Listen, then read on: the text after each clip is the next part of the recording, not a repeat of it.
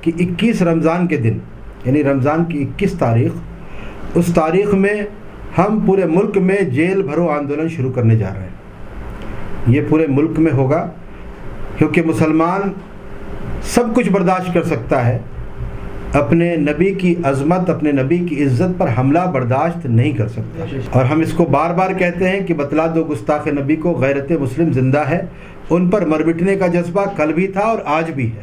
اگر ہمارے نبی کی عزت محفوظ نہیں رہے گی تو پھر، چونکہ ہمارا تو معاملہ یہ ہے کہ ہماری گردنیں جو سر پہ ہیں وہ اسی لیے ہے کہ ہمارے نبی کی عظمت ہے، تب تک ہیں گردنیں۔ ہمارے نبی کی عظمت پہ حملے تو پھر ہماری گردنوں کا کوئی مطلب نہیں۔ اور ہم نے ایک سلوگن دیا ہے، ہم نے پوری امت مسلمہ کو، بالخصوص ملک ہندوستان کے تمام مسلمانوں کو یہ پیغام دیا ہے کہ اب یا ہم رہیں گے یا گستاخ۔ کیوں؟ کیونکہ گستاخ باہر گھومتا رہے اور ہم آرام چین سکون سے بیٹھے رہیں، یہ ہمارا عشق گوارا نہیں کرتا۔ اس کے لیے ہم نے طے کر لیا ہے کہ اب ہمارا انجام کچھ بھی ہو، ہمیں معلوم ہے کہ جب ہم جیل بھرو آندولن کریں گے تو اس میں بھی ہم پر لاٹھیاں چلیں گی، ہم پر گولیاں برسائی جائیں گی، لیکن آج پورے ملک کا مسلمان ہمارے ساتھ اس کام کے لیے تیار ہے کہ ہم اپنے نبی کی عظمت کے لیے لاٹھیاں بھی کھائیں گے، گولیاں بھی کھائیں گے، ہم کسی بھی چیز سے پیچھے نہیں رہیں گے۔ یہ ہم نے عزم کر لیا ہے، طے کر لیا ہے، اور الحمدللہ اس کے لیے ہماری بڑی تعداد میں پورے ہندوستان میں لوگوں کے ہمارے پاس میسج آ رہے ہیں، فون آ رہے ہیں کہ آپ جو فیصلہ لیں ہم اس کے لیے تیار ہیں۔ تو انشاءاللہ یہ ہماری ایک بہت بڑی کامیابی، اور ایسا بھی نہیں ہے اگر حکومت یہ محسوس کر لے یا کوئی یہ سمجھے کہ ہم جائیں گے اور 2 گھنٹے بعد واپس آئیں گے، ایسا نہیں ہے، وہ والی گرفتاری نہیں۔ ہندوستان کی جیلوں میں جگہ کم پڑ جائے گی انشاءاللہ تعالی۔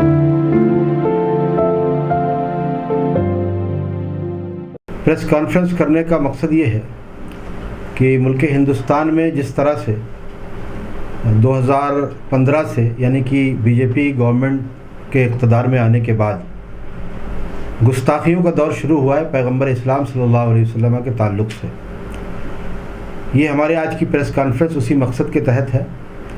ابھی آپ نے دیکھا کہ ایک سادھو نما، ایک وحشی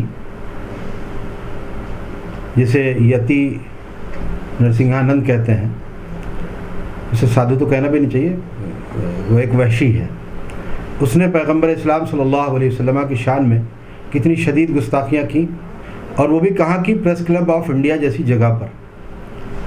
تو اب یہ سمجھ لیا گیا ہے کہ اب ہم کچھ بھی کریں گے اور سب برداشت کیا جائے گا۔ تو آج ہم نے بیسیکلی پین انڈیا لیول پر ایک میٹنگ بلائی تھی، جس میں ہم نے ملک کے معروف علماء اور درگاہوں کے سجادہ نشین یہ سب لوگ موجود تھے، ماہرین قانون موجود تھے، ان سب کے مشورے سے ہم نے آج ایک پلان فائنل کیا ہے کہ اب ہم اپنے نبی کی شان میں گستاخی کسی بھی حد تک برداشت نہیں کر سکتے، اس لیے اب ہم اس کے خلاف کھل کر اپنے جمہوری اختیارات، اپنے جو کانسٹیٹیوشنل رائٹس ہیں ہمارے پاس، ان کا ہم فائدہ لیتے ہوئے، انہیں کام میں لاتے ہوئے ہم آگے بڑھیں گے۔ لیکن ہمارے جذبات کو ٹھیس پہنچائی گئی۔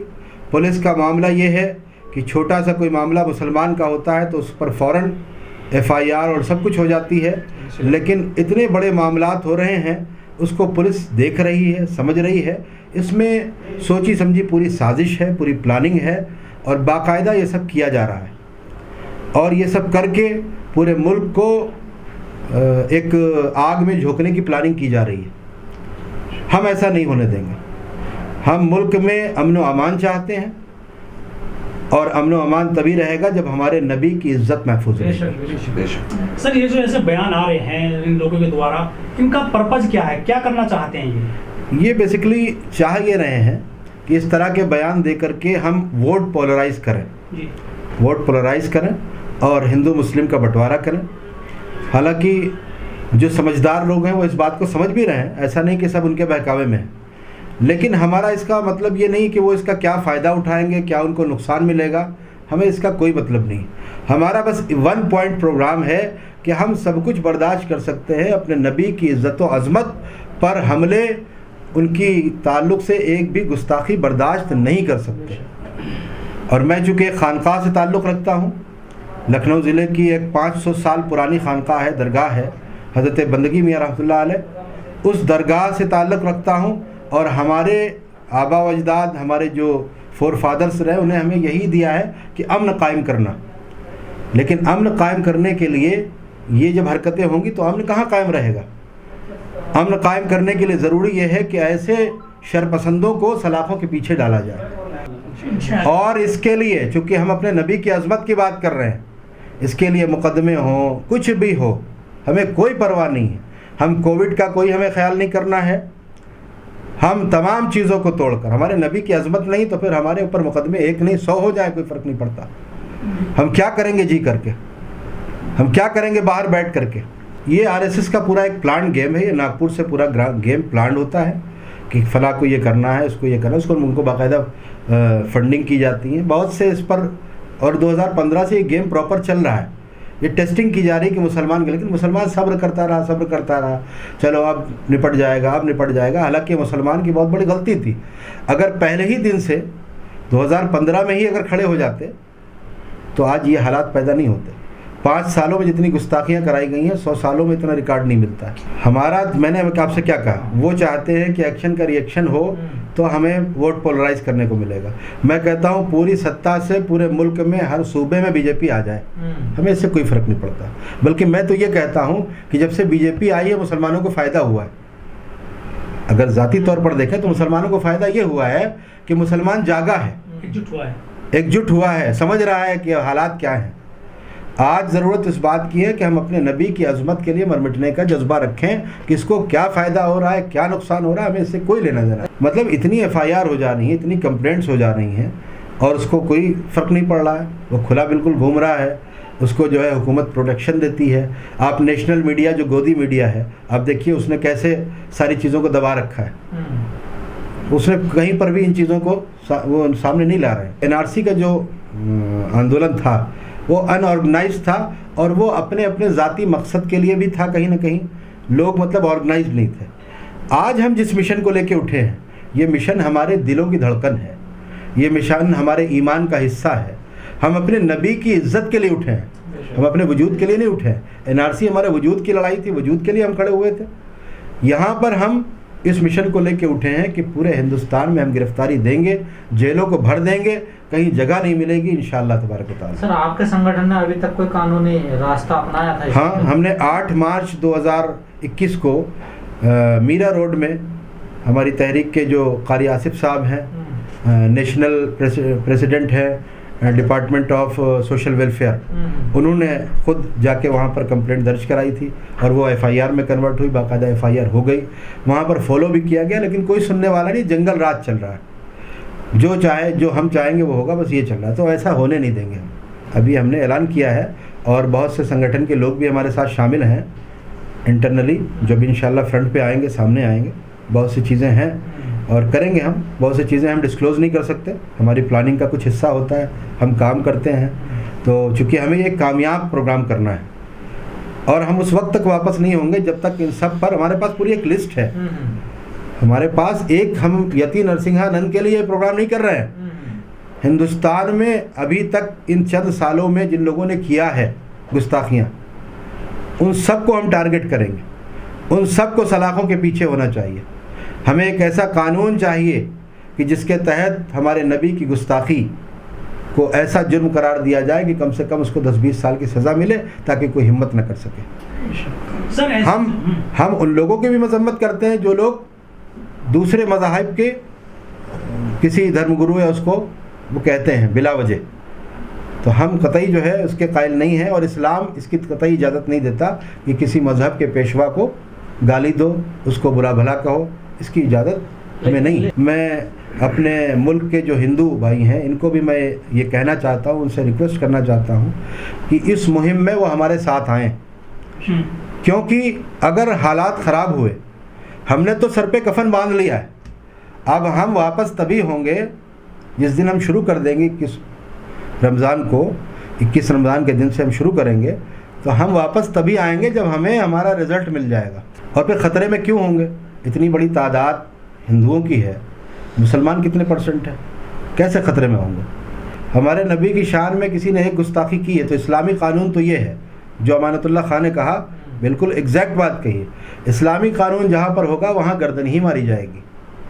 تو آپ سمرتھن کرتے ہیں ان کا بیان؟ ہاں بالکل سمرتھن کرتے ہیں، بالکل ایگزیکٹ کہا ہے انہوں نے، لیکن چونکہ یہ دیش جو ہے وہ انہوں نے اس کو کلیئر کیا ہے، اس بات کو انہوں نے کلیئر کیا ہے کہ لیکن ہم ہندوستان میں رہتے ہیں، یہ ایک کانسٹیٹیوشنل کنٹری ہے، یہ ایک جمہوری ملک ہے، یہاں کے قانون الگ ہیں، تو ہم یہاں کے قانون کے دائرے میں بھائی تبھی تو ہم FIR کر رہے ہیں، تبھی تو ہم میمورنڈم دے رہے ہیں، ہم نے بہت سی جگہوں پہ میمورنڈم بھی دیے، کوئی فرق نہیں پڑ رہا ہے۔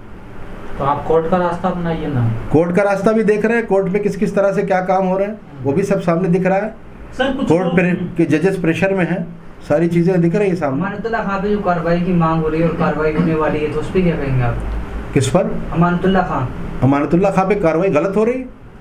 امانت اللہ خان نے جو بیان دیا اس کو آپ دیکھیے، انہوں نے یہ کہا کہ اسلامی قانون کے مطابق، یعنی جہاں پر اسلامی ملک ہے جو وہاں کا قانون یہ ہے کہ فوراً گردن مار دی جائے گی، لیکن یہاں چونکہ ہم جمہوری ملک میں، انہوں نے کلیئر بات کہی ہے، اس میں کوئی ایسا مسئلہ نہیں ہے، لیکن اب چونکہ اس کو ٹھنڈا کرنا مقصد ہے یا دبانا مقصد ہے، اس لیے وہ الٹا امانت اللہ کو ٹارگٹ کر رہے ہیں۔ جو غلط فیصلے ہو رہے ہیں ہم اس کے خلاف کل بھی تھے اور آج بھی ہیں، چاہے کوئی بھی ہمارے اوپر مقدمہ لگے یا کچھ بھی لگے۔ مسلمان اپنی کسی مسجد کو نہیں دے سکتا قیامت تک، بابری مسجد بھی ہماری انشاءاللہ واپس آئے گی، وہ دن آئے گا، ابھی تم ادھم مچا لو، تمہارا اقتدار ہے، وقت ہے، ہم تو تیار ہیں قربانی دینے کے لیے کہ ہمارے نبی کی عظمت محفوظ نہیں ہے تو ہماری یہ گردنیں سروں پر بیکار ہیں، یہ ہم نے طے کر لیا ہے، ہماری پوری قوم اس کے لیے انشاءاللہ تعالی تیار رہے گی۔ اور میں مسلمانوں سے اپیل کرتا ہوں کہ سوشل میڈیا پہ صرف ادھم مچانا اور یہ کرنا کہ صاحب ان کو گرفتار کرو، اب یہ سب بند کر دیجئے، اب کوئی گرفتاری نہیں کرنے والا، اور گرفتار اگر کر بھی لیا ہمارے پریشر میں آ کے تو چند دن رکھ کے اس کے باہر آ جائیں گے، جیسے کملیش تیواری کا میٹر ہوا تھا۔ ہمیں کام یہ کرنا ہے کہ ہمیں ایسا قانون چاہیے کہ جس کے تحت 10-20 سال کی کم سے کم سزا ہو، اس کے بغیر ہم تیار نہیں ہیں۔ اسی لیے ہم نے یہ نعرہ دیا ہے کہ اب یا گستاخ رہیں گے یا ہم نے کسی ایک گستاخ کی بات نہیں، گستاخ رہیں گے، اب یا گستاخ رہیں گے یا ہم رہیں گے، یعنی کہ ہم چین و سکون سے تبھی بیٹھیں گے جب گستاخ سلاخوں کے پیچھے ہوں گے، اور اگر گستاخ آگے وہ گھوم رہے ہوں گے، آزاد گھوم رہے ہوں گے، ان پر کارروائی نہیں ہوگی تو ہم چین و سکون سے نہیں بیٹھیں گے، ہم اپنا پورا زور لگا دیں گے اس کے لیے انشاءاللہ تعالی۔